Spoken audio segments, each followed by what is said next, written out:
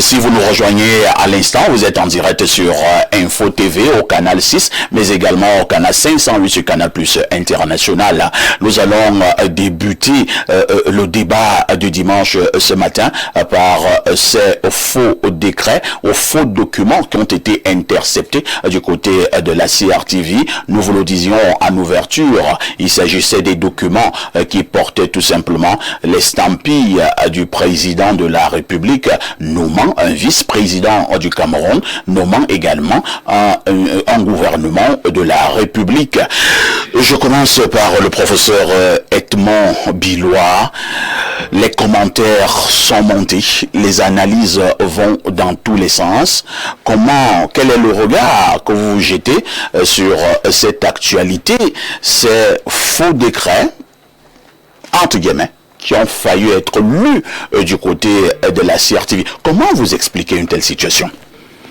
Bon, je crois que on doit d'abord féliciter la CRTV. Parce que si ma mémoire est bonne, la CRTV, c'est la deuxième fois qu'elle nous sort d'une situation embarrassante. Parfois, ici, vous deviez être très jeune à l'époque. Mais moi, en 84, j'étais déjà étudiant à l'université. Et j'étais revenu de Grande-Bretagne, donc j'étais au Cameroun. Et la CRTV nous a sortis d'une situation embarrassante en ne faisant pas passer un message... Le message des mutins. Que les mutins voulaient faire passer. Ça, c'est la première fois. Et la deuxième fois, donc, la CRTV a posé un acte hautement républicain. C'est en empêchant que ces actes qui ne sont pas reconnus par les gouvernants puissent être lus sur les antennes de sa structure. Donc, il faut féliciter les dirigeants de la CRTV, il faut féliciter le journaliste Aimé Robert Bina et son DG Charles Nongo. Maintenant, cette situation est terriblement embarrassante parce que là, on a donc les symboles et les armoiries de la République qui se baladent partout entre les mains de on ne sait qui, et on se demande comment les gens ont pu entrer en possession de ces symboles. Comment les gens ont-ils pu entrer en possession de ces symboles?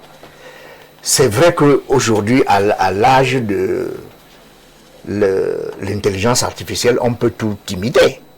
Mais en même temps, je pense que les gouvernants, l'État du Cameroun, la République du Cameroun doivent faire des efforts surhumains pour protéger le domaine, la circonscription dans laquelle l'État est le régisseur. C'est très très important. Et maintenant, la troisième chose que je voudrais dire, c'est que là, sauf si je ne suis pas très informé, j'ai l'impression que l'État est resté tranquille. L'État est resté tranquille. Je ne sais pas s'il y a eu un... Peut-être que pour l'État, c'est un non-événement. Ah, mais ça ne peut pas être un non-événement. Et comment donc expliquer ce silence?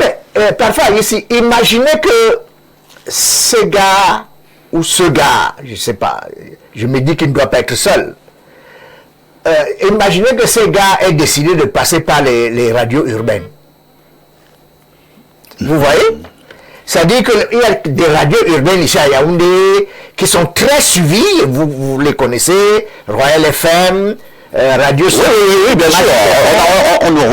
C'est-à-dire que si ils avaient décidé de passer par les radios urbaines, et une fois qu'une radio urbaine a lu quelque chose comme ça, ça va dans les réseaux sociaux, tout le pays aurait été empoisonné. Et le monde entier aurait été au courant.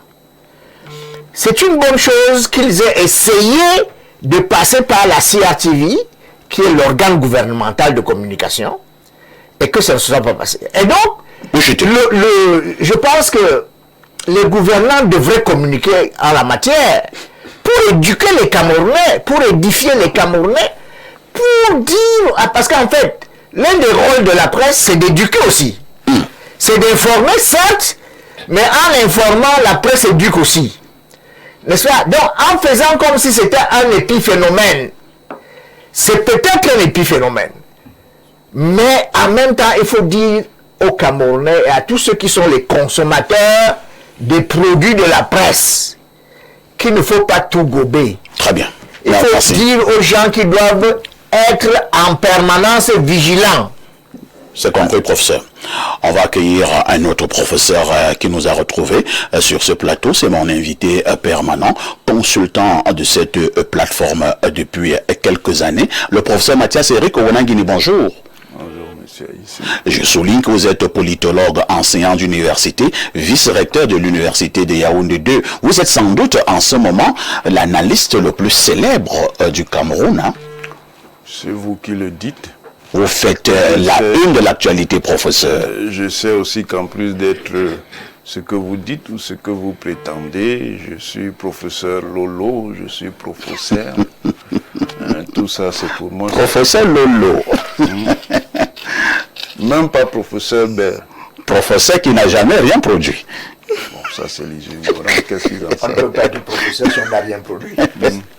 Professeur Mathias Eric Owonangini, nous accueillons à chaud avec ce sujet inscrit donc à l'ordre du jour. Vous êtes certainement au courant que des documents qui ont été taxés de faux ont failli être lus du côté de la chaîne nationale. On parle de la nomination d'un vice-président du Cameroun, mais également d'un remaniement ministériel. Alors, n'êtes-vous pas de ceux qui pensent qu'il ne faut pas prendre cette affaire au premier degré?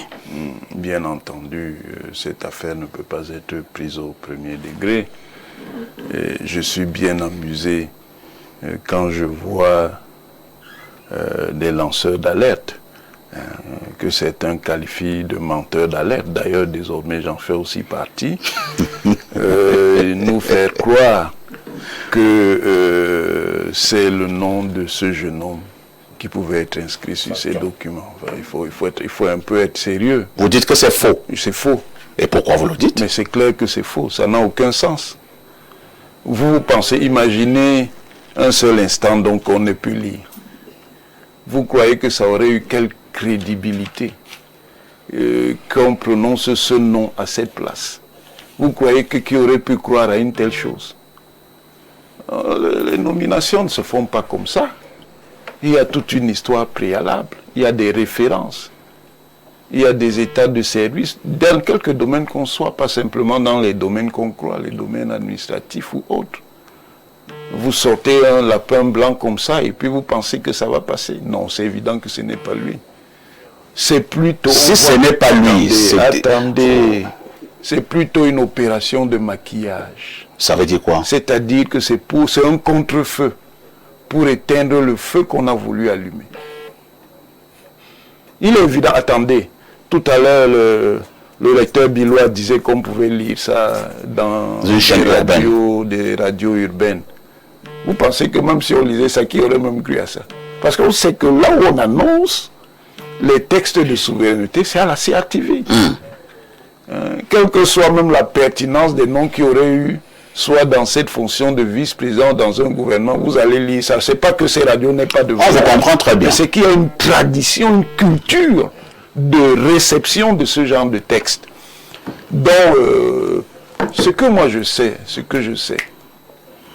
que ceux qui sont à l'initiative de cela seront fermement punis. Parce que les apprentis sorciers, on en a assez. Professeur, vous êtes donc de ceux qui pensent que ce monsieur n'est que la face visible de l'iceberg. Non, monsieur, ici. Moi, je ne vois pas les évidences. Hein. C'est évident. Moi, je me méfie parfois des évidences. Même comme je suis professeur Lolo, j'ai quand même appris à analyser les conjonctures. Professeur, si vous étiez au professeur Lolo, vous ne serez pas consultant de cette émission. Qu'est-ce que vous avez dit? Vous êtes sans doute le politologue le plus brillant, le plus pointu de ces 20 dernières années. Je vous ai déjà dit que votre formule là va vous causer des problèmes. Il faut laisser tomber. Professeur, on a vu donc certains noms que certains qualifiaient de vrais noms qui étaient sur le texte initial du bonhomme qui portait ces documents du côté de la CRTV. C'était d'ailleurs des projets chefs de l'État. Entre-temps, quand même, je vais vous poser une autre préoccupation. Oui. Si jamais ces textes étaient passés et qu'on avait lu à la CRTV avec les vrais noms qui ont été apparemment effacés par la suite, qu'est-ce qui pouvait arriver? Et pour peut-être le lendemain qu'on revienne encore nous dire que non, les textes qui ont été lus hier sont de faux textes. Mais bien sûr, on peut le faire. Sans pouvoir peut aller dans tous les sens. Pardon? Mais si l'autorité la plus pertinente vient vous dire que les textes qu'on vous a lus ne sont pas de moi, vous allez dire quoi? Vous allez l'empêcher de retirer ou de disqualifier ces actes-là? Non. En dépit de ce que certains croient, il y a des bases institutionnelles au Cameroun. Il ne faut pas penser que c'est le palapala. Professeur, avec ce genre d'actes posés du côté de la CRTV, la République est en danger? Non, la République n'est pas en danger. La République est toujours debout? La République est toujours debout. De toute façon, une République, même quand elle fait face à des situations dangereuses, n'est République que quand elle sait faire face et maintenir le commun. À la CRTV, il n'y a pas non plus des enfants de cœur. Ils connaissent les procédures. Comment ça se passe habituellement? Comment ça se passe? Voilà pourquoi ceux qui étaient là, qui ont une certaine expérience professionnelle, ont rapidement mis le doute. Et qui ont aussi un capital intellectuel. L'école est bien, attention. Pourquoi vous insistez que l'école est bien? Mais parce que l'école est bien. School is fine. Il faut avoir le discernement. Même si je ne suis pas allé à l'école, je peux avoir le discernement. Oui, mais vous ne pouvez pas avoir le même niveau de discernement que celui qui est allé à l'école. D'ailleurs, l'école n'est pas seulement où vous croyez. L'école, c'est tout lieu de formation articulée, où il y a un passage de savoir, où il y a des formateurs. Peut-être que nous y reviendrons tout à l'heure. La figure du formateur, ça se respecte. Le maître d'école, le professeur de lycée, le professeur d'université, le préparateur, celui qui prépare dans tel ou tel sport, celui qui forme les artistes et tout ce que vous voulez. Dans la vie, il n'y a rien sans les formateurs. Rien. Merci. Donc, les responsables de la CRTV, à la fois dans leurs fonctions administratives et leurs capacités techniques, sont des gens formés. Ils ne pouvaient pas se laisser impressionner par une telle manœuvre. Merci beaucoup. On dira donc que de ce côté, ce sont des lettrés. Bien sûr. Pas des semi-lettrés. Oh, semi-lettrés même encore, c'est gentil. Ah bon? Semi-lettrés, c'est le stade même. Docteur David Boutou, nous parlons en riant, nous parlons en souriant. Est-ce qu'il ne faut pas quand même se dire que la longue attente du remaniement ministériel, la longue attente de la nomination d'un vice-président au Cameroun commence à faire en sorte que nous puissions avoir ce genre d'actes qui ont failli être posés du côté de la chaîne nationale? Je crois que c'est là le nœud même de départ de toute analyse objective et sérieuse, si on veut comprendre et saisir dans sa globalité ce phénomène que nous venons de vivre et qui aurait pu avoir des métastases assez graves. Je fais mienne une bonne partie de l'analyse du professeur Onangini pour effectivement aller dans son sens et souscrire à la thèse qui veut que il y a certainement des manœuvriers, des personnes tapis dans l'ombre qui ont instrumentalisé cette affaire-là. À quelle fin, je n'en sais trop rien, mais l'explication, c'est que ces gens-là s'impatientent. Ils s'impatientent. Donc, en réalité, la longue attente du gouvernement, qui n'arrive pas, commence déjà à gêner bon nombre de personnalités à de hautes fonctions qui estiment qu'il faut leur conférer cette forme de légitimité-là pour continuer soit à occuper leurs fonctions ou encore à se projeter pour davantage aller plus loin dans leurs fonctions. L'enjeu est d'autant plus grand que nous sommes tous à l'attente de la nomination d'un vice-président. Pas n'importe lequel, mais un vice-président dont chacun sait dans notre mémoire collective que c'est certainement celui qui sera le principal hégémon, la principale éminence de ce pays après M. Biya, à la lecture justement des textes qui accompagnent cette fonction-là.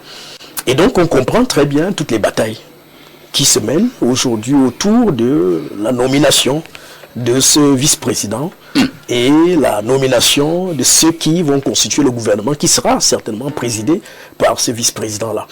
C'est là tout l'enjeu. Ce qui me conforte davantage à suspicionner ce qui s'est passé et m'amène à me conforter à l'idée qu'on nous a certainement servi une version officielle pour calmer l'opinion, c'est le timing aussi. C'est-à-dire que je me souviens qu'il y a une semaine, quand nous étions sur votre plateau, au sortir d'ici, nous recevions déjà des messages dans ce sens, qu'un coup d'État venait d'être déjoué. À la CRTV, nous ne connaissions pas trop quels en étaient les tenants et les aboutissants.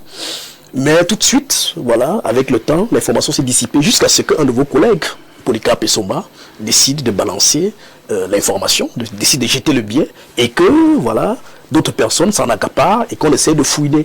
Et donc chacun y est allé de son interprétation. C'est vrai que le nom qu'on nous a balancé, la capture de l'image de cet individu qu'on nous a balancé, c'était de la comédie. Ça ne frisait pas du tout le sérieux. C'est-à-dire qu'un type habillé en jogging, en tennis, qui va déposer les décrets, on n'imagine pas cela dans le schéma habituel. Le schéma habituel où on pense... C'est souvent un peu plus sérieux. C'est un peu plus sérieux. C'est-à-dire qu'on imagine quand même que quand ces textes sacrés, entre guillemets, viennent du palais et suivent un cheminement, il y a ne serait-ce que quelques éléments, quelques maillons de l'appareil répressif qui accompagnent cette documentation-là avec des personnalités connues qui peuvent transporter ou convoyer cette documentation au niveau de la CRTV. Et un kidam qu'on présente comme ça, avec un nom que personne ne connaissait, par la suite on nous a même présenté un peu un extrait de son pédigré, il serait cadre contractuel, des choses comme ça, ça ne fait pas du tout sérieux. Donc je crois que là c'est une construction qu'on a voulu nous servir, mais il y a certainement une part de vérité. Et je crois, si tant est que le président de la République est l'hégémon le plus informé de ce pays, je crois qu'à l'heure qu'il est, il a des informations. Il sait parfaitement ce qui était contenu dans cette documentation-là et qui en étaient les principaux manœuvriers derrière. C'est-à-dire que je ne vais pas aller dans le sens de penser que, voilà, quelques spéculations, parce qu'en revenant sur ce que les lanceurs d'alerte ont tenté de dire cette semaine, on peut faire une lecture à l'inverse, hein, c'est-à-dire que d'un côté, on a bien vu que les lanceurs d'alerte ont essayé de jeter comme ça, en pâture, des noms bien ciblés, des noms bien connus, je ne vais pas les citer ici, mais on a bien eu l'impression que c'est en cœur que les lanceurs d'alerte, les activistes sont allés comme cela pour jeter à la vindicte populaire des figures qui n'ont même pas une grande emprise sur notre vie commune, mais c'est des noms qui sont revenus. Alors, est-ce qu'on ne peut donc pas faire une lecture à l'inverse, et c'est dire que derrière cette manœuvre, il y a plutôt des noms qui ne sont pas sortis, mais qui sont derrière et motiveraient ces lanceurs d'alerte dans le sens de sacrifier ce qui pourrait apparaître comme leurs adversaires directs. C'est pour ça que je dis qu'il faut faire extrêmement attention. C'est-à-dire que oui, il y a des noms qu'on a jetés à la vindicte populaire, mais est-ce que ce n'est pas à dessein? Est-ce que derrière, il n'y a pas de figures tapées dans l'ombre qui pensent que ces noms à jeter à la vindicte populaire sont des véritables menaces à leurs intérêts, à eux? Et ces personnes-là, dont les noms n'ont rencontré aucune entrave jusqu'à présent, pourraient bien être celles des personnes qui ont manœuvré. Et c'est pour cela que je dis, moi je fais confiance à nos services d'intelligence qui certainement, à l'heure qu'il est, ont la bonne information. Et je crois que l'arrivée du président dans les futurs jours, parce qu'on nous annonce la semaine prochaine, j'espère qu'il va sortir de cette léthargie que qui commence à nous étonner pour frapper du poing sur la table. Parce que, et je sors par là, cet empressement, cette impatience, cette bataille des clans renseigne au moins d'une chose. Il y en a aujourd'hui parmi nous, à un très haut niveau, qui s'impatientent, qui se sont organisés et qui se lassent d'arriver à un certain niveau pour justement assurer ce qu'ils nous ont capté depuis de longues années. Merci, merci David Eboutou, Roger de Kiki. À un moment donné, comme je le disais tout à l'heure, est-ce que nous ne devons pas pousser notre réflexion plus loin? Est-ce que certaines personnes ont tout simplement voulu nous amener sur un chemin, alors qu'en réalité ce n'est pas là où il y aurait la vérité? Entre-temps, ce que de plus en plus nous appelons au Cameroun la guerre des clans au sommet de l'État, est-ce qu'on ne peut pas voir pour l'instant que voilà les conséquences de cette guerre des clans au sommet de l'État? Jusqu'où peut-elle aller? Voilà, très bonne question. Le recteur Bielo vous a parlé du rôle joué par la CRTV en 84. Mais il sait, le politologue Ronan Guini peut vous dire que 84 commence en 83. Moi, je suis un enfant de la garde républicaine, en Djongmelen ici, puisque mon père a été une personnalité d'un certain niveau qui rencontrait des gens, j'étais là. Mon autre père, mon oncle Aboué Mathieu David, était secrétaire général de la présidence de la République. Et il m'a confirmé que c'est lui, en tant que SGPR, qui suivait l'instruction de ces dossiers-là. La tentative de coup d'État qui ricoche sur 84 commence en 83, avec des officiers comme un certain Salissou. Salatou. Et Ibrahim. Ça commence là-bas. Et mon père Aboué me dit il a instruit ces dossiers en tant que SGPR à l'époque. Il s'occupait des services de renseignement et des choses comme ça. Ce qui se passe maintenant là n'a pas commencé aujourd'hui. Et moi, en toute humilité, dans mes modestes études de sémiologie du son et de l'image, qui renvoie à ce que vous appelez le sémiotique du politique, je lis et j'analyse les signes. Vous ne pouvez pas faire du journalisme politique sans analyser les signes visibles. Sans bien faire de la sémiotique. Voilà. Allez demander aux Camerounais de la diaspora, dénommé Basse-France, qui vient cette semaine de tenter d'entrer à l'hôtel intercontinental, ce à quoi ils ont été confrontés. Ils ont été confrontés à des Américains. Ce n'est pas un secret d'État, puisque Jeune Afrique en parle. En ce moment, à Genève, la sécurité rapprochée du président américain, camerounais, est gérée par une société privée américaine. On dira encore qu'on mettra des guillemets. Hein. Oui, non, je vous dis, vous pouvez aller à notre niveau. Pour ceux qui savent. Non, vous savez que le plus en plus Jeune Afrique n'est plus sur mettons donc des guillemets. Et je suis Jeune Afrique vient d'être démenti là. Je peux vous produire des photos et même une vidéo sur cette scène-là. Deuxième chose, on a vu ce mécanisme se mettre en place quand le président sortait du Cameroun il y a quelques jours. Le 7 mai 2026, avant le 20 mai, le chef d'état-major adjoint des forces spéciales américaines pour l'Afrique, basé à Stuttgart, est venu à Yaoundé. Parce qu'il a dit que les Américains ont senti une menace pertinente de Boko Haram dans le golfe de Guinée, une insécurité qui pèserait sur notre pays. Et alors où nous parlons, des manœuvres navales communes ont déjà ont eu lieu entre nos deux États. C'est pour vous dire que le Cameroun est au centre de ses préoccupations.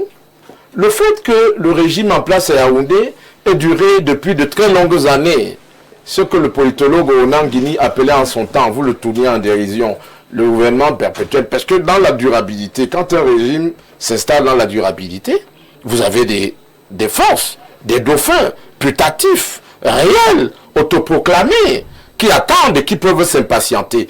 Et sur ce plateau, parce que je vous écoute le dimanche, quand je me repose, le professeur en question vous a dit, parce que lui là, moi je le considère avec Jean-Emmanuel Pondy comme les meilleurs connaisseurs du Cameroun, puisque là, toute flatterie à part. Il vous a dit qu'il voit un président, un hégémon principal qui a mis un double mécanisme. La possibilité d'un vice-président, mais aussi le mécanisme de succession par le Sénat. L'éventualité existe des deux côtés. Lui seul tire les ficelles. Dans une république sérieuse, une telle situation peut nous amener aussi facilement dans un chaos. Non, pas du tout. Pourquoi l'on devrait commencer à jongler pour prendre votre gestuelle au niveau de l'alternance Le à la gérant tête de l'État? principal connaît la scène. Est-ce qu'on joue à ces niveaux? Non, il est le disque dur, il connaît le Si j'ai l'alternance, si c'est le Sénat, qu'on sache que Non, c'est le parce Sénat. qu'en même Si temps- c'est la vice-présidence, qu'on sache que c'est la vice-présidence. Premièrement, il faut protéger le Cameroun. Parce que le Cameroun, du fait de sa situation géopolitique dans le golfe de Guinée, fait l'objet de toutes les convoitises. Deuxièmement, vous avez des jeunes loups aux dents longues dans la bergerie qui sont prêts à toute éventualité. Lui, il connaît la scène. On vous dit que c'est un grand joueur de Songo. Il fait semblant de jouer. Comme vous avez vu Dr Abega, on l'appelait Dr Abega. Avec un coup de rein, il vous faisait passer de l'autre côté, il maintenait le contrôle du ballon. Un grand leader a pour obligation quand même de protéger sa succession. C'est-à-dire que vous ne pouvez pas penser que des individus qui se sont enrichis, on les a laissés s'enrichir, des individus qui ont... Qui les a laissés s'enrichir? Le système auquel ils appartiennent. Et qui est le patron du système? Mais vous ne pouvez pas dire qu'il est le patron et lui refuser la possibilité, en tant que marionnettiste, de tirer toutes les ficelles. Il a l'obligation de protéger le pays et de protéger son héritage politique. Ils sont là pour vous en parler, mais maintenant, je suis en train de vous... Est-ce qu'on protège le pays avec un aspect de jeu de hasard? Allons-y. C'est-à-dire on ne sait pas, soit c'est au Sénat, Avançons soit alors ce sera maintenant. du côté de la vice-présidence. Avançons. Votre fameux décret tombe au même moment où des auditions ont commencé au TCS sur l'affaire de l'or. Les auditions ont bel et bien eu lieu la semaine dernière, en fin de semaine dernière, au tribunal criminel spécial. Parce que c'est le président de la République, avant de partir en voyage en Europe, qui avait d'abord mis en route une enquête internationale sur la braderie de l'or du Cameroun à Dubaï. Je vous dis que dans le circuit qui a permis de faire sortir cet or-là, vous avez des responsables que vous n'imaginez pas, que vous ne soupçonnez pas. Au moment où on commence à les auditionner, on les attendait le lundi au tribunal criminel spécial. Ces personnes ont finalement été auditionnées le vendredi. Votre affaire sort. Satium, c'est Satium ou Satium, je n'ai pas l'intonation phonétique de Baham, pour mieux le dire. Le jeune que vous brandissez n'est pas le nom qui figurait sur le décret. Le nom qui figurait, c'est Le nom qui figurait sur le décret comme vice-président, c'est le nom d'un proche collaborateur du chef de l'État. Alors où nous sommes, il a reçu déjà tous ces documents à Genève. Maintenant, je vais vous dire, moi j'ai eu la chance, parce que je suis aussi un enfant de la CRTV. Nous avons été moulés, vous pouvez vous renseigner. Quand les décrets arrivent à la CRTV, une fois j'étais dans les couloirs, et j'ai vu mon grand frère de regretter mémoire, Christian Wangé, arriver. Vous devez savoir parfait ici que le service du courrier de la présidence de la République est porté par la GP et la DSP. Quand on fait parvenir un décret du président de la République sur des institutions comme la vice-présidente, le porteur du décret est accompagné par la garde prétorienne. Le patron de l'entreprise, le directeur général de la boîte est là, il ne sait même pas de quoi il s'agit. On va avec devant le gars qui présente le journal. C'est scellé. On décèle, on ouvre, on lit immédiatement. Quand il a fini de lire, il remet. Le porteur reprend, accompagné par la DSP ou la GP, on retourne avec parce que ça part souvent dans le journal officiel en français ou en anglais. Ça s'appelle des protocoles sécuritaires. C'est des mécanismes vieux et longs pour accompagner la publication d'un décret du chef de l'État. Un kidam ne peut pas venir vous le jeter sous la porte ou venir vous le dire que non, lisez. Il y a toujours des mécanismes. Et on n'est pas directeur général de la CRTV parce que, non, un directeur général, vous avez vu que chaque fois qu'il y a un coup d'État, même en Côte d'Ivoire, vous l'avez vu, les potistes prennent d'abord le contrôle de la radio et de la télévision. Ils parlaient de 1984. Parce que c'est des instruments de souveraineté qui peuvent donner une suite aux événements. C'est-à-dire en 84, on va attendre ailleurs avait eu l'information que ça a commencé, des renforts auraient pu arriver. Et donc, le Cameroun est plus sérieux que ça. Si cette affaire-là avait été lue, on aurait arrêté. Tous les journalistes présents là-bas, les individus là-bas, on aurait arrêté. Le directeur général de la boîte, on aurait arrêté.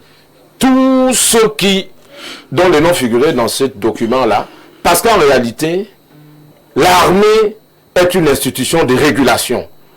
Le même qui nomme et révoque aux fonctions civiles et militaires est le chef suprême des armées. C'est un mécanisme qui existe depuis très longtemps. Vous pouvez questionner maintenant ceux qui sont là, ils vont vous dire, les institutions sont plus sérieuses que ça. Les petits rigolos qui veulent rapidement arriver au pouvoir en piétinant les institutions, ben, ils n'ont qu'à bien se tenir. C'est pas si facile que ça. Mais pour terminer maintenant, le haut responsable dont on a mis le nom, est-ce qu'il était au courant? Est-ce qu'il savait? Peut-être. Mais s'il ne savait pas, il savait que là, même s'il avait... Le haut responsable dont on a mis le nom, vous êtes là dans les devinettes, hein? Non, j'ai lu le document. Ah, vous avez le document... J'ai lu le document. Ah bon? Nous autres, quand même, vous ne pouvez pas... J'ai vu des... Comment vous avez fait avoir ces documents? Plusieurs documents ont circulé. Mais nous devons avoir ce qu'il a appelé le discernement. Quand des documents circulent. Dans les noms que j'ai lus. Comment vous avez fait pour avoir ce document? Moi, je suis journaliste politique. Et je vous ai dit maintes fois, il y a 20 ans, que moi, quand je rentre le soir, des gens posent le document sur mon chemin. Des fois, je trouve qu'ils m'ont mis le document et je sais que c'est pour moi qu'ils ont mis. Maintenant, n'allez pas demander qui ils sont, même si je protège mes sources. Merci, Roger. Maintenant, je peux vous dire que Roger. Ça peut être un jeu. Parce que celui-là dont le nom circule, même s'il pouvait avoir des chances de postuler un jour, il est complètement grillé et carbonisé. Il est grillé et carbonisé, mais toujours est-il que, comme cela a commencé en 83 avec Salatou, il y a une manœuvre qui visait forcément à enclencher un blocage, un chaos institutionnel. Pour laisser croire que... Parce que vous savez, si on... Non, on ne va pas recommencer, Roger. C'est bon, ça a été bon. On va passer la parole à quelqu'un d'autre. Hein. Valère Bessala, bonjour. Bonjour, monsieur Parfait. Comment vous allez, Valère? Ça va bien, merci beaucoup pour vos millions de téléspectateurs et téléauditeurs. Bonjour à tous mes companélistes que j'ai le plaisir de retrouver aujourd'hui. Je vous accueille à chaud, hein, Valère. Je voudrais avoir votre analyse sur ce vrai ou faux document qui a failli être lu du côté de la chaîne nationale. Il a donc été intercepté. Ça va dans tous les sens. Vous, en tant qu'analyste, qu'est-ce que vous pouvez dire à ceux qui nous regardent? Non, je crois que je vous ai suivi en repérage. On n'a pas besoin de midi à 14h pour comprendre qu'en fait, c'est une atmosphère de fin de règne. Et dans l'atmosphère de fin de règne, on ajoute encore le désordre. Le grand désordre que le chef lui-même organise et entretient depuis le début de son dernier septennat 2018-2025. Et donc, ajouter encore au grand désordre, il faut encore y additionner son état de faiblesse. Son état de faiblesse où il ne tient vraiment plus les rênes de façon complète. Soyons un peu charitables avec lui. Il ne tient vraiment plus grand-chose. Et donc, tout le monde pense désormais qu'il est habilité ou il a la capacité de pouvoir prendre le pouvoir à côté de Paul Biya. Là, je cite de mémoire, je paraphrase de mémoire Jean-Marie Atandbabara dans un de ses ouvrages qui disait qu'il est très difficile de travailler aux côtés du président et ne pas avoir envie de prendre le pouvoir. Très difficile. Mais le sous-jacent de ce qu'il disait, quand vous lisez entre les lignes, bon, vous comprenez que c'est un homme très paresseux. C'est-à-dire qu'il ne sait pas prendre la décision quand il faut la prendre. Il est lent à la décision. Il est lent à la décision. Il est lent même à la sanction. D'ailleurs, on n'a pas besoin de miroir pour le constater aujourd'hui. Tous les scandales, personne n'a été sanctionné jusqu'à aujourd'hui. Et donc, quand vous êtes à côté de lui, il est difficile de vous dire, mais qu'est-ce qu'il fait là où il est là? Est-ce qu'il est conscient qu'il a un pays qu'il doit diriger?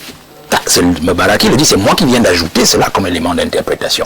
Vous dites donc que ce qui arrive actuellement, élément de désordre, élément de faiblesse du président, et tout ce que vous pouvez imaginer, ceux qui sont donc à côté de lui se disent, bon, qu'est-ce qu'on ne peut pas faire aujourd'hui, qu'on n'a pas pu faire hier? On peut tout faire. Puisqu'il était question pour eux, je l'ai toujours appelé, sur votre plateau et sur beaucoup d'autres, qu'ils ont ils ont convaincu le président de la République qu'un poste de vice-président était important. Mais la raison qu'ils ont mis dans les motifs du document, de la note qu'ils ont présentée au président de la République pour lui dire que le poste de vice-président important n'était pas la même raison qu'eux avaient à l'esprit. C'est-à-dire qu'ils ont fait comprendre au président que le poste de vice-président est important parce que vous êtes déjà fatigué, ça lui permettra de, votre adjoint, de travailler, de faire ce que vous ne pouvez pas faire. De deux aussi, Sibyllinement, cela vous permettra de choisir librement et tranquillement votre dauphin. Votre dauphin. Oh, ce que lui il oubliait, c'est que... ce que lui il oubliait, il ne voyait pas avant d'admettre cette révolution, je vais dire ça comme ça, révision constitutionnelle, c'est qu'eux, ils savaient qu'ils ne vont jamais accepter qu'ils nomment un vice-président. Parce qu'ils savent que le vice-président que lui va nommer, ou bien que lui compterait nommer, ne serait jamais celui que eux, ils voudraient. Ou du moins, ceux qui lui ont proposé un autre ne seront pas ceux qui seront sur le décret de nomination du vice-président. Vous voyez, c'est pour ça qu'on a adopté cela à l'Assemblée nationale, et vous voyez que tout est bloqué. Parce qu'eux, ils n'en veulent pas. Si c'est Paul Biya lui-même qui décide d'écrire un nom sur le décret portant nomination du vice-président, ce ne sera jamais tous ces gens dont vous entendez parler les noms là tous les jours. Et donc, conséquence, c'est qu'eux, ils n'en veulent plus. Et en plus, le vice-président suppose aussi, si on nomme, qu'on devra remanier tout le gouvernement. Puisqu'on ne veut pas nommer un vice-président et ne pas accompagner avec les équipes, puisqu'on sait qu'il y a des morts dans le gouvernement. Alors, ils savent que nommer un vice-président, Paul Biya lui-même, ça ne peut pas marcher pour eux. Ce n'est pas une bonne affaire pour eux. Nommer un nouveau gouvernement, ce n'est pas certain que beaucoup vont rester dans le gouvernement. Or, il est bon pour eux qu'ils restent au gouvernement parce que celui qui restera au gouvernement participera certainement au choix de la prochaine transition, au choix du prochain successeur, ou du moins aura voix au chapitre lorsqu'il faudra trouver le prochain président de la République. Donc il est bon que les choses restent en état. Voilà pourquoi nous sommes bloqués aujourd'hui. Et bien aujourd'hui, lui boit du petit lait parce qu'après le décret, on se rend très bien compte. Moi, je regarde un peu sa façon de fonctionner. C'est vrai qu'il s'est fait de plus en plus rare. Moi, j'observe le président de la République d'aventure dans ses faits et gestes, mais c'est un peu plus difficile pour moi. Mais je comprends un peu dans la psychologie de l'homme. Il a compris depuis un bon bout de temps qu'il était en danger depuis qu'il a accepté cette révision constitutionnelle. Parce que dans la révision, il est dit clairement que si le président n'est plus là, c'est le vice-président qui monte. Le vice-président achève le mandat. Tout à fait. Il prête serment, achève le mandat. Ça veut dire que dès qu'il avait donné le vice-président, ils n'auront plus besoin de lui. Aussi simple que ça. Aussi simple que ça. Ça veut dire que... Non, c'est pas mon analyse, c'est des logiques légales.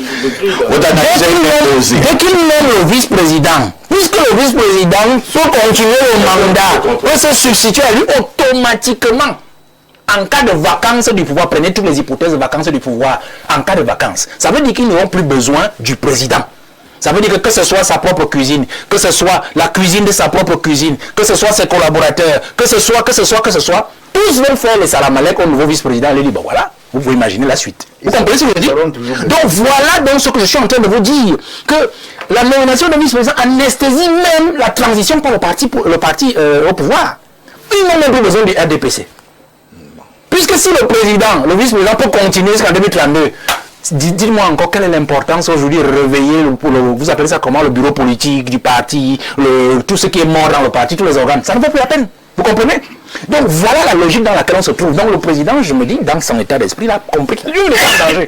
Donc du coup, on va chuter ça. Alors moi, je voudrais dire que ce document, allons un peu dans la logistique, parce que vous m'avez posé la question sur le document, je suis resté sur l'esprit du document. Maintenant, je suis sur la lettre du document. Le document, quand vous le voyez, il est vrai. Ah bon? Avec tous les sauts. Je vous donne un seul indice. Oui. Je vous donne un seul indice. Oui. Le numéro d'ordre. Décret numéro 203. C'est 203? Celui qui nomme le vice-président. Le premier document. Oui, celui qui nomme le vice-président. C'est 203. Tout à fait. Le dernier document apparent que le président lui m'avait signé, c'était le 202. Oui. Je parle sur le contrôle de ceux qui nous regardent, ils peuvent regarder la numérotation de ce document. Alors, quelqu'un qui est au quartier, je reste seulement sur le numéro d'ordre. On avait même les scellés authentiques. Celui qui est au quartier, vous pensez qu'il intègre dans son esprit que le dernier décret de cette envergure du président de la République avait le numéro 202 pour qu'il mette le numéro 203 à la suite? Laissez le timbre. Tout le monde peut reproduire le timbre avec l'IA et tout, ainsi de suite. Quand vous regardez le document, vous sentez le nom du petit a été ajouté. Et quand même bien. Le premier nom. Et quand même bien. De la cuisine de sa cuisine. Et quand même bien, c'est un flagorneur, ou du moins un petit blagueur au quartier, comme le disait l'aîné qui est tout à l'heure, qui a vraiment fabriqué cette affaire. Vous pensez qu'il peut oublier 2 de ses noms sur un document que où lui-même il se nomme? Non. Il peut oublier 2 de ses noms. Vous comprenez ce que je dis? Dans la falsification, ils ont mis le nom et je crois un prénom et quelque chose comme ça. Oh, le gars a au moins deux prénoms et je crois 2 noms, quelque chose comme ça. Vous comprenez ce que je veux dire? Donc quand c'est un flagorneur, il se met lui-même entièrement pour qu'il n'y ait pas d'équivoque. C'est la confusion de qui doit être vice-président. Ça, c'est des indices. La deuxième chose, c'est que moi, j'ai vu un autre nom circuler. Je pense qu'il faut le dire, puisque c'est le nom qui circule. Le nom du directeur adjoint du cabinet civil, je crois. C'est ça qui circule. La cuisine de sa cuisine. Non, moi je dis ce que tout le monde a vu. D'accord. En tout cas, C'est le nom du directeur. Je ne l'ai pas vu. Hein. Non, moi j'ai vu le nom du directeur du cabinet civil de la présidente de la République. Non, faites attention. Moi je pense que voilà un mec qui a été sacrifié. Voilà. Exactement sacrifié. ça. Ça dit que dans une affaire comme cela, je vous donne un indice. Pour trouver les vrais commanditaires. Il est brûlé complètement. Cherchez là où le gars a été pris, là où le gars est détenu. Il est détenu où? On met tous au défi. Sauf qui est ici là, parce que c'est que lui peut savoir. Et vous mettez tous au défi. Le gars est détenu où? La sécurité militaire. C'est quoi? C'est où? C'est quel lieu? On dit c'est la gendarmerie. Faux, professeur. À la gendarmerie nationale. De deux, dans quel service de la gendarmerie? Quel est l'enquêteur ou les enquêteurs qui le suivent? Vous avez entendu un seul écho de ce que ce bonhomme est quelque part et que sa famille même revendique sa disparition ou quoi que ce soit, ainsi de suite. Rien du tout. Jusqu'à aujourd'hui. Je vous donne des indices.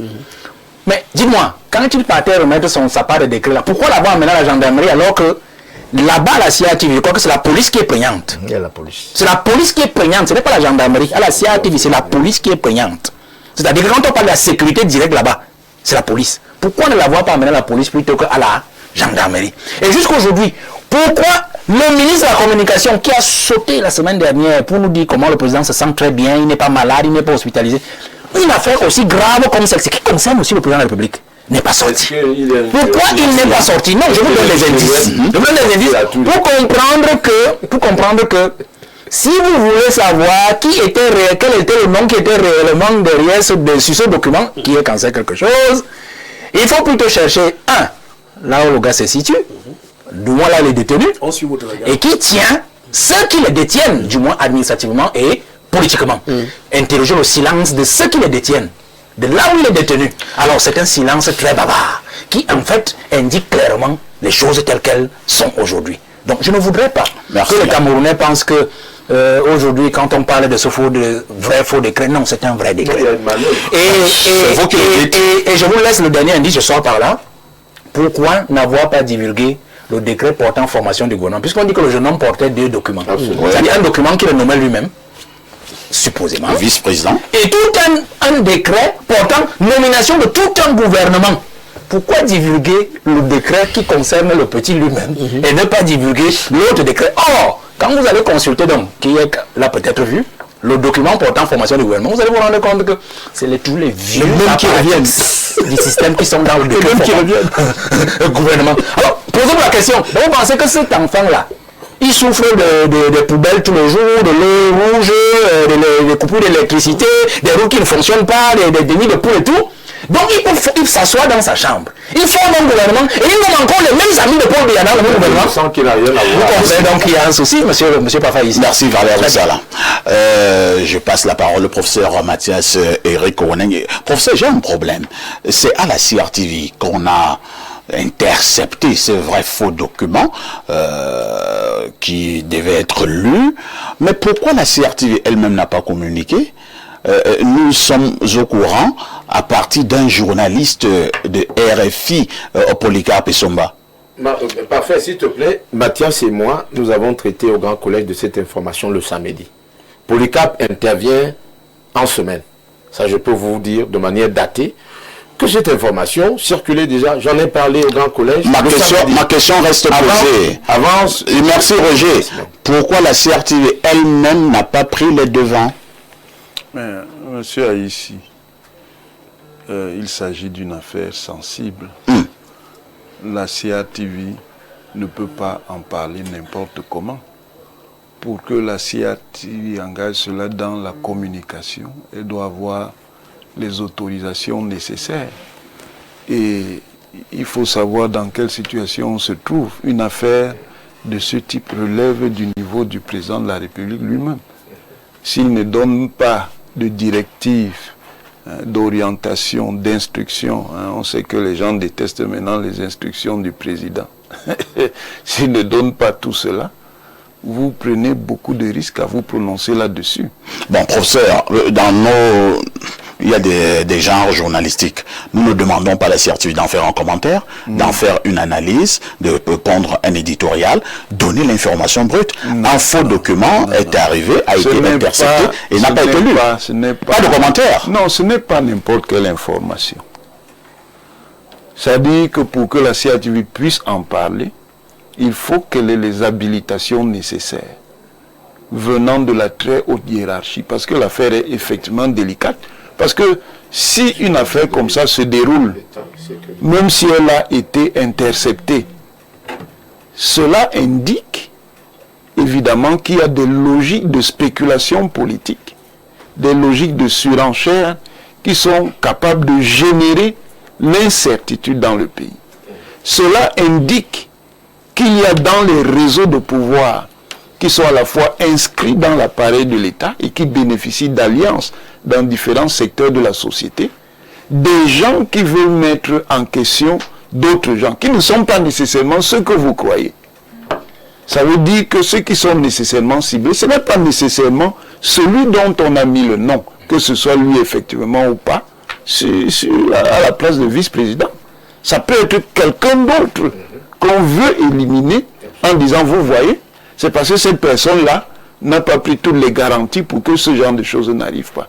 Donc, mais ce sont des choses extrêmement dangereuses. Voilà donc pourquoi. Le président Paul Biya, qui a duré au pouvoir, qui a la longévité, qui a dit ne dure pas au pouvoir, qui veut, mais celui qui veut. Qui peut. Est-ce qu'on ne peut pas également attendez, voilà également les conséquences d'un pouvoir qui a trop de... je finis. Donc, voilà pourquoi, sachant quels sont les types de risques qui peuvent être générés, il a construit un double mécanisme pour parer à toutes les situations. Parce qu'il sait que si c'est simplement le mécanisme de l'intérim présidentiel, ça peut créer problème. Si c'est simplement le mécanisme du vice-président, ça peut créer problème. En fonction de la façon dont la configuration de la situation va se faire. Donc, je vous ai dit que les apprentis sorciers sont cernés. Vous les connaissez? Je vous dis que les apprentis sorciers sont cernés. Et ils répondront de leurs actes. Donc, cet acte ne restera pas impuni. Je vous dis que les apprentis sorciers sont cernés. Et ils répondront de leurs actes. Professeur Edmond Bilois, Valère Bessal a dit quelque chose tout à l'heure qui mériterait peut-être une réflexion profonde lorsque nous prenons le texte qui a été validé du côté de l'Assemblée nationale, ce texte qui institue donc le poste de vice-président. On peut quand même constater qu'en cas de vacances, c'est le vice-président qui devient le président de la République. Il prête d'ailleurs serment et il achève le mandat en cours. Alors, vu sous cet angle-là, nommer un vice-président, tout de suite, est-ce que ça ne peut pas aiguiser un certain nombre d'appétits au niveau des différentes parties? Bon, c'est sûr que la nomination d'un vice-président ne peut pas passer inaperçue. Parce que, logiquement, ça ne pourrait plus être comme avant. Mais en même temps, le système aurait toujours besoin de Paul Biya, parce que si le président Paul Biya nomme un vice-président et que les gens veulent se débarrasser immédiatement du président Paul Biya, ça peut déstabiliser le régime. Donc le régime aura besoin du président Paul Biya, au moins pendant quelque temps, pour assurer la stabilité et la continuité du régime. Parce que la personne X, alors, qui serait on va aller terre à terre. Hein. Vous dites qu'on aura encore besoin du président pendant un moment. Pour l'instant, si un vice-président est nommé au moment où vous et moi nous parlons ici, il restera encore 6 ans. C'est ça. 6 bonnes années. On pourra encore maintenir le président pendant combien de temps? Ben écoutez, la nomination du vice-président ne veut pas dire que ça ne veut pas dire que le président va quitter le pouvoir tout de suite. Le président peut bien aller presque au terme de son mandat, sauf si une catastrophe naturelle survient. Mais si les gens pensent que après la nomination du vice-président, ils n'auront plus besoin du président Paul Biya, je pense qu'ils se trompent. Ils se trompent. Parce que, ne serait-ce que pour la continuité et la sécurité du système, n'est-ce pas? On ne peut pas nommer un vice-président le 29 juin et le 1er juillet, le président Paul Biya est parti. Ça veut dire que le vice-président serait fragilisé. Est-ce que le vice-président nommé si rapidement et le président Paul Biya parti si rapidement, est-ce que le vice-président serait sécurisé dans sa fonction de vice-président? Donc on aura, à mon sens, c'est ce que moi je pense pas que il soit dans l'intérêt des Camerounais que le président Biya disparaisse immédiatement après la nomination du vice-président. Disparaître au propre comme au figuré. C'est-à-dire que s'il était plus capable d'orienter, de conseiller, de prendre des décisions au plan sécuritaire, moi j'ai l'impression que le Cameroun serait dans une insécurité incroyable. Très bien, merci. David Eboutou, nous sommes en train de regarder un peu, d'analyser les prérogatives d'un vice-président s'il intervenait en ce moment. Certains pensent qu'il y aurait un risque au niveau de la tête de l'État. Beaucoup soupçonnent d'ailleurs, et Valère en fait partie, que le président ayant constaté cela, est en train d'hésiter à nommer un vice-président. Permettez que je revienne rapidement sur ce qu'a dit mon ami Valère concernant l'ouvrage de Mabara, qui est un proche parent, parce que j'y ai un peu contribué à la rédaction, d'une certaine manière, de cet ouvrage-là. En réalité, c'est un pan de la préface faite par Eric Chindje, que vous convoquez. C'est-à-dire que c'est Eric Chindje qui s'étonne de ce que, après avoir lu l'ouvrage de Jean-Marie Tangana Mabara, que ce dernier et rappeler que le président était un travailleur, il rentrait parfois du bureau à 3h du matin, il ne dort presque pas et tout. Et Eric Chindje s'étonne dans sa préface que malgré tous ses attributs, pourquoi le pays va autant mal et pourquoi les collaborateurs du président ne peuvent donc pas amener ces derniers à aller un peu plus vite, parce que le Cameroun, ou alors les Camerounais ont besoin d'avoir un président beaucoup plus travailleur et qui ne prend pas son temps, qui ne prend pas le temps pour allier. Voilà en réalité ce que je voulais apporter sur ce qu'a dit Valère tout à l'heure, parce que l'incriminé, celui qui l'a cité, nous regarde. Donc, quand je l'ai dit, pour répondre à votre question, je crois que le président de la République a ce que je considère être l'arme fatale entre ses mains, c'est le décret. C'est le décret. Je crois que ce qui fait la puissance même du président de la République dans un contexte comme le nôtre, c'est le décret. Et bizarrement, c'est ce décret qui est aujourd'hui sujet à interrogation, sujet à controverse, à partir de cet événement que nous venons de vivre. C'est-à-dire qu'on en vient même à s'interroger sur les sources du décret. Comment un individu peut, et là moi vous savez que Valère c'est un technicien de la logistique, quand il dit j'y crois, effectivement, quand on a vu ce document circuler, on a effectivement eu l'impression que cela n'était pas un construit de main inexperte. On a eu l'impression que ce sont des techniciens qui ont l'habitude de ces choses-là, qui ont fabriqué ce qu'on a vu circuler. Et comment on en est donc arrivé là? C'est la question. Et je crois qu'elle répond à votre question. On en est arrivé là, et je vais le redire, parce que les gens sont lassés d'attendre. Parce qu'ils ont l'impression que le président qui faisait preuve d'un certain type de vitalité, il y a encore quelques années, n'a plus toute sa vitalité dans le temps. Ce dernier laisse montrer quelques faiblesses. Il est humain, il a 93 ans, on ne va pas rappeler cela. Et à la lumière de ce qu'on a vu récemment et entendu, on peut donc se laisser On peut donc penser que le président aujourd'hui, oui, il est affaibli et que de plus en plus il délègue. Mais c'est cette délégation donc de pouvoir, c'est cette délégation donc de son précis, de ce qui faisait la puissance même de son pouvoir, qui interroge aujourd'hui. À qui le président délègue la portion de pouvoir que nous lui avons donnée? Il y a donc des factions qui estiment qu'elles sont en droit de porter cette légitimité-là. Et donc on a commencé à les citer ici, la cuisine, des proches de la cuisine, des proches collaborateurs du cabinet. C'est des cuisines. C'est des images. Le palais, c'est un hôtel. Non, nous ne sommes pas des Tchadiens. Nous connaissons quand on dit cuisine, quand on dit patron de la cuisine, on sait que c'est un langage imagé, mais dont des Camerounais se retrouvent parfaitement. Vous êtes certain? Oui, les Camerounais connaissent de qui nous parlons. Et donc, comme nous le disons, on ne peut pas faire ici. C'est quoi la cuisine? Alors, vous me laissez poursuivre. Allons-y, David. Alors, quand nous le disons, nous disons donc que ces personnes, cet entourage qui a suffisamment eu des portions du pouvoir de la part du président de la République, s'en trouve aujourd'hui suffisamment puissant.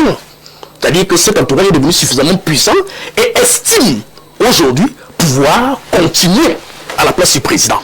Et ce que nous voyons donc, c'est des batailles. C'est pour ça que moi je ne partage pas une certaine lecture insidieuse qui pourrait laisser penser que les noms qui ont été balancés par quelques activistes des réseaux sociaux, que ce soit ces noms-là en réalité qui soient derrière le complot qui vient d'être éventré.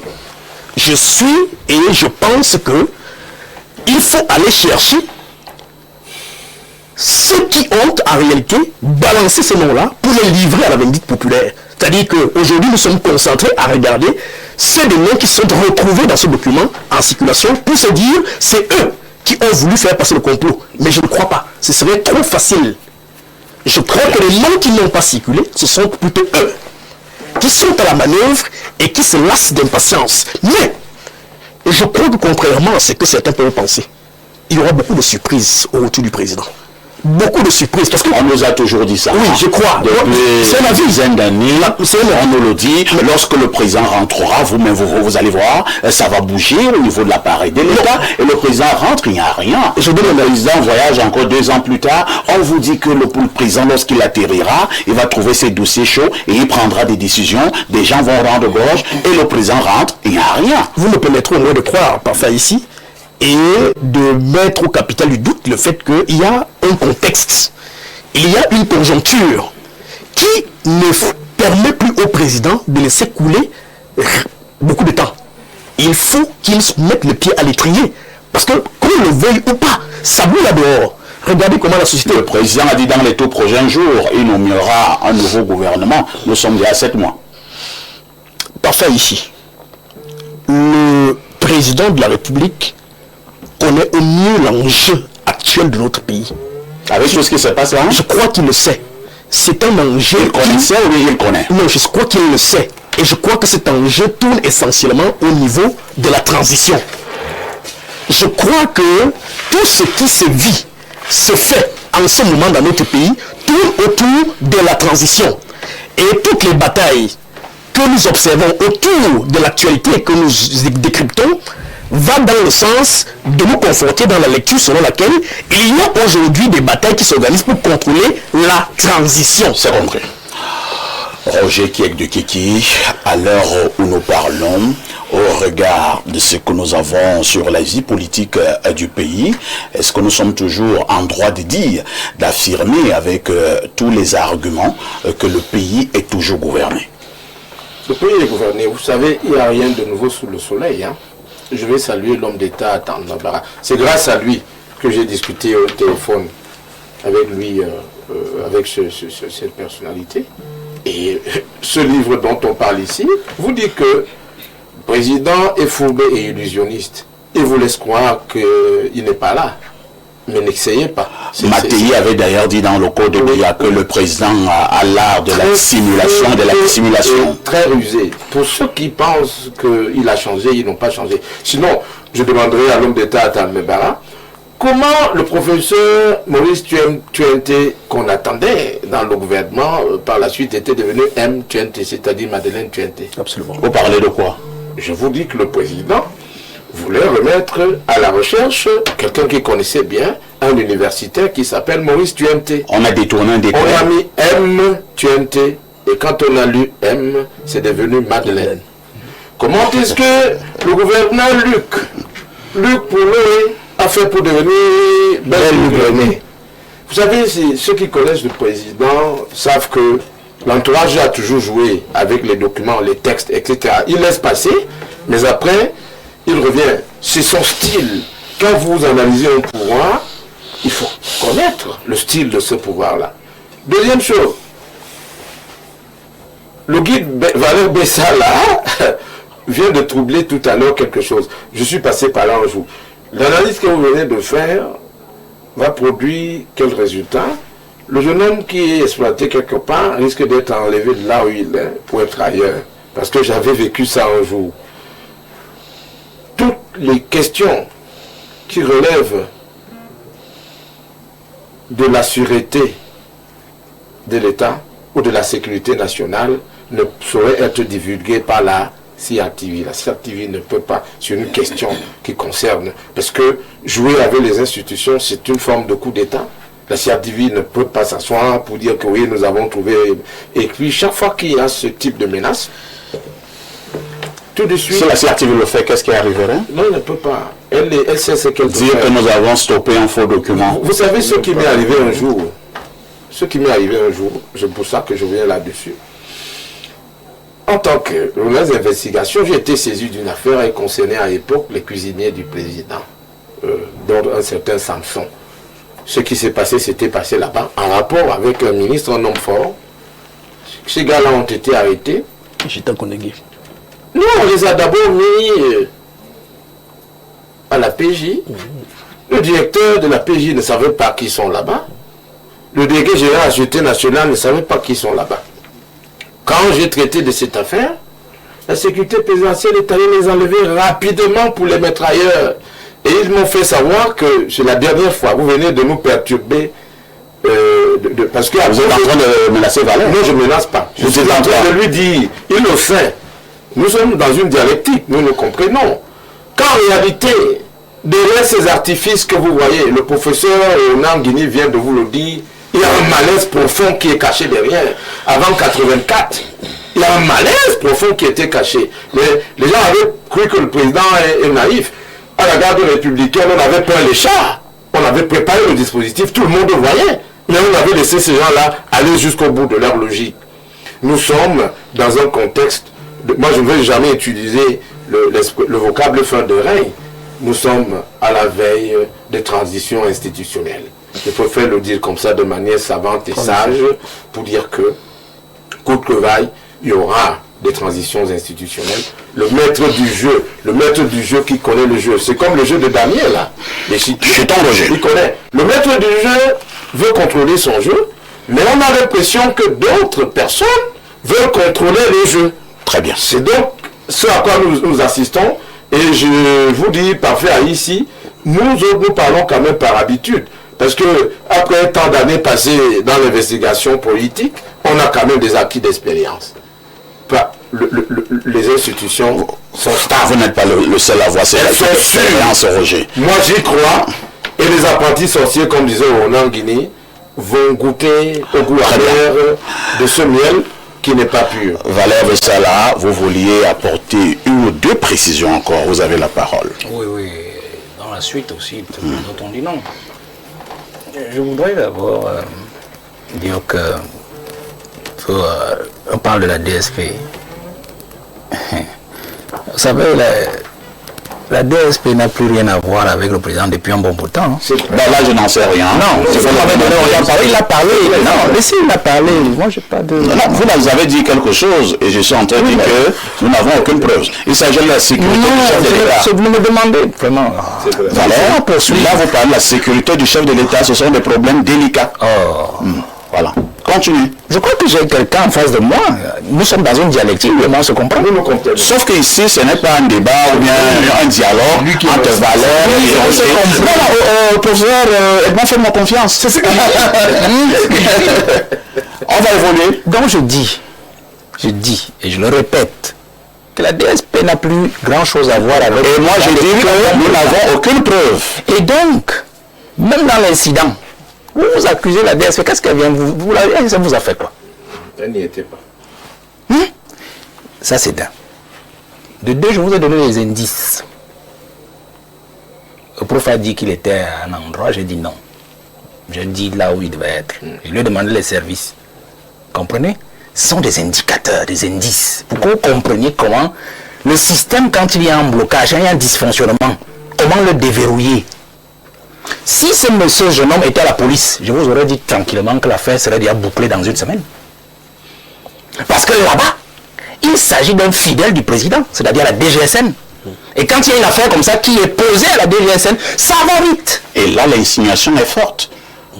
À la police, c'est un fidèle du chef de l'État. Et lorsque c'est ailleurs, c'est pas le fidèle du chef de l'État. Non, il fait une bonne analyse, mais suivant son regard. La preuve, c'est que le président l'a ramené dans ses moments de faiblesse. Depuis 2009, je crois. Il est arrivé en 2009. Dans ses moments de faiblesse, en prévision de ces moments de faiblesse. Parce que ce monsieur était déjà là en 84 pour des situations comme celle-là, c'est-à-dire de vol du pouvoir. Parce que quand on parle d'un décret, un faux décret que vous appelez faux décret, il s'agit du vol du pouvoir. Vous comprenez? C'est-à-dire que cette affaire de faux décret arrive à un moment où les gars se sont rendus compte que le système est verrouillé.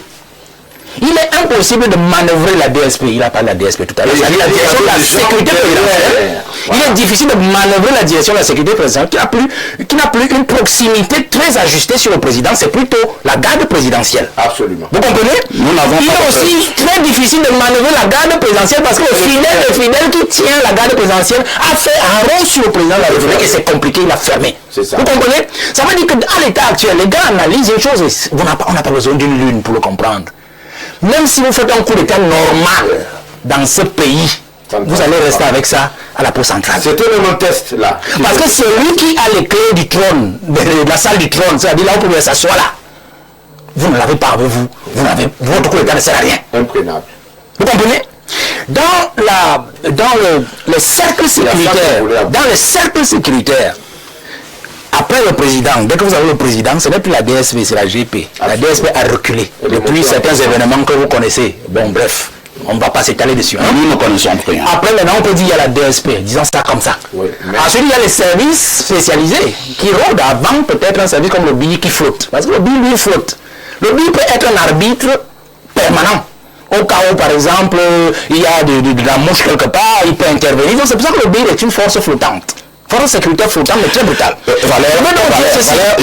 vais vous supplier. Attendez. Je vais vous supplier que nous puissions rester au niveau du débat tel qu'il a été programmé ce matin et nous éloigner un tout petit peu les problèmes d'ordre sécuritaire. C'est vous qui trouvez l'éloignement. Je vous dis donc que ce décret arrive justement pour des faits que je suis en train de vous énoncer. Fonctionnement des institutions. C'est-à-dire qu'ils ont pris un raccourci par la radio. C'est-à-dire que si on lit ce décret, cela va mettre Paul Biado au mur. Biya ne peut jamais se lever. Enfin, là, je dis jamais. Bon, là, c'est subjectif. Dire que ce n'est pas moi qui ai signé ce décret, ça veut dire qu'en fait, lui, il n'a plus sa place là où il est. Vous comprenez? Si on lisait ce décret, il allait être difficile pour le président, je préfère être mesuré, d'assumer, de ne pas assumer, pardon, que c'est lui qui a nommé ce vice-président. Imaginez. Vous comprenez? Donc, quand ils prennent ce raccourci, c'est parce que tout le verrou sécuritaire est absolument bien fermé. Donc c'est ça raccourci qui prennent. Ce que je veux donc dire ensuite, c'est que lorsque vous voyez ce qui se passe actuellement avec ce décret, ce que vous appelez faux décret et qui est en vrai, c'est que nous sommes dans une situation où eux-mêmes, dans leur entendement, ils ne conçoivent plus que le pouvoir puisse rester dans la rue, dans la cour comme il est là, et que personne ne puisse y mettre la main. Alors que le chef, comme il disait, rusé et tout ça, je leur accorde ça, c'est toujours important ça pour lui, mais je leur accorde, n'arrive plus à mettre lui-même la main. Il mérite l'importance. Je voudrais donc dire que ceux qui donnent encore beaucoup d'importance à Paul Biya, c'est quitte à eux, moi je ne suis pas à l'église pour croire en Paul Biya. C'est-à-dire que oui, c'est pour ça qu'il dit que vous êtes libre. Moi je ne suis pas à l'église, parce que c'est à l'église qu'on croit. Vous comprenez? C'est-à-dire que le prof disait tout à l'heure que le peuple a intérêt. Non, ce n'est pas. Quand on parle de ce décret, l'intérêt du peuple n'y est pas. C'est l'intérêt de ceux qui sont au pouvoir. Et qui sont proches de l'endroit là. Qui ont intérêt à un poste de vice-président et ainsi de suite. Le peuple n'en a pas besoin. Le peuple a besoin d'eau, d'électricité, des belles routes, des hôpitaux, un plateau technique, ainsi de suite. Donc c'est une bataille de sommet qui est en train de se passer. Très bien. Voilà le véritable chemin. Et je suis donc en disant que Mais nous ne l'aurons pas. Hein, Roger? Comment ça va se Mais nous ne l'aurons pas. Mais nous ne l'aurons pas. Actuellement, je l'ai dit, ce qui s'est passé à l'Assemblée nationale, j'accorde peut-être 5%. J'entre dans 5% de ce que Dr Eboutou et Roger accordent au président comme intelligence et ruse dans sa faiblesse. Vous comprenez? Ce qui s'est passé à l'Assemblée, le président est en équilibre. Posez-vous la question. Dans un pays normal, un président est à l'extérieur, il apprend qu'il y a un faux décret qui nomme un vice-président. Un acte que lui, il est seul à prendre dans une république. Et il continue à dormir tranquillement à l'extérieur. Il devait rentrer hier, non? Vous savez le pourquoi? Non, ça a été, ce n'est pas mon problème là-bas. Quand je pose cette question, c'est pour faire comprendre que dans la ruse institutionnelle, le président a bloqué toute la machine. C'est-à-dire quoi? On avait déjà traité un sujet comme ça sur votre plateau, je me souviens. Si ce n'était pas avec vous, c'était avec l'autre. Un président de l'Assemblée nationale, à quelle personne autour du président? Nous le savons. Le président de l'Assemblée nationale vient justement de la cuisine. Il est tenu par la cuisine. Le président du Sénat, le président du Sénat est tenu par qui? On le sait très bien. Par le sang du président. Il ne faut pas vous tromper. Donc voilà des forces qui vont se neutraliser, même en cas de transit. C'est-à-dire tout ce que vous voulez chanter là. Maintenant, au Conseil constitutionnel, on sait, puisque le président du Conseil constitutionnel, nous avons un trou constitutionnel, c'est-à-dire qu'une constitution qui ne contraint pas le président à travailler. Une constitution qui ne contraint pas le président à un nombre de jours bien précis à l'extérieur. Et donc, le président du Conseil constitutionnel ne pourra jamais constater la vacance du président de la République. La vacance de la présidente de la République. Donc, je donne ces éléments pour vous faire comprendre que nous sommes bloqués. Je finis. Dans le gouvernement lui-même, il s'est arrangé à avoir un premier ministre que tout le monde va piétiner. le débat. Et les factions qui luttent, on a eu l'affaire Martinez, que vous avez vu, c'est une affaire de factions. On a vu les affaires à tout. C'est une affaire de factions. Regardez seulement les factions qui luttent dans les affaires à tout. Dans les affaires Martinez Zogo. Dans les affaires du port autonome de Douala, comme vous avez suivi là. Vous allez comprendre que le président, dans sa ruse institutionnelle, là j'espère que c'est ça qui continue toujours, hein, à bloquer tout le système. Et dans le gouvernement, comme au niveau des chambres, pour que, même s'il revenait à lui d'être couché pendant des mois et des mois, que personne ne puisse mettre la main sur le Graal, c'est-à-dire le fauteuil. Merci. Hein. Nous allons également aller du côté de notre messagerie où les gens, les téléspectateurs nous regardent à travers dans le monde. Bonjour au panel et bonjour au maestro du journalisme du Cameroun. Je suis scotché à votre émission chaque dimanche lorsqu'il est 11h30, étant donné que la branche technique de votre émission m'a beaucoup aidé dans l'ouverture d'esprit et c'est grâce à votre abnégation. Il est extrêmement difficile de se faire un avis précis sur ce sujet pour le moment. La raison principale est le flou qui entoure la nature exacte de ces documents et l'identité de leurs commanditaires. Dans ce contexte, le meilleur parti à prendre est souvent celui de la plus grande prudence en se concentrant sur les rares certitudes. Je dois dire que votre message est hyper long.